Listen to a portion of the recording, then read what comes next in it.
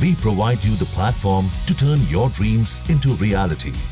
Give wings to your aspirations with KR Mangalam University.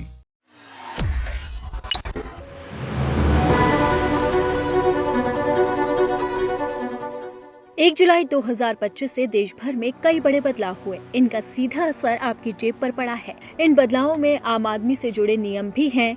इन बदलावों में pan card से लेकर रेलवे टिकट, एफडी या लोन ब्याज दर से लेकर क्रेडिट कार्ड और एलपीजी सिलेंडर तक शामिल है।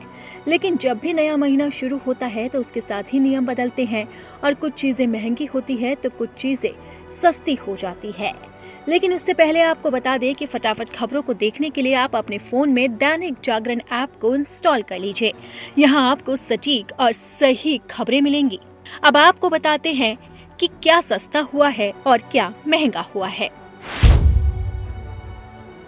1 जुलाई से महीने की शुरुआत हो गई और महीने की शुरुआत होते ही लोगों के लिए राहत भरी खबर भी सामने आई और तेल कंपनियों ने 1 जुलाई 2025 से एलपीजी सिलेंडर की नई कीमतें जारी कर दी, जिसमें तगड़ी कटौती की गई। दिल्ली, मुंबई, कोलकाता से लेकर चेन्नई तक ये सब सस्ता हो गया। ऑयल मार्केटिंग कंपनी ने 19 किलो वाले कमर्शियल एलपीजी सिलेंडर के दाम करीब 60 रुपए तक घटा दिए, जबकि 14 किलो वाले घरेलू गैस सिलेंडर की कीमतों में कोई बदलाव नहीं किया गया। अब आपको बताते हैं कि जनता पर कैसे महंगाई की मार पड़ी है। 1 जुलाई से नई महीने की शुरुआत के साथ ही महंगाई के ताबड़तोड़ झटके लगे। रेलवे से सफर करना महंगा हो गया।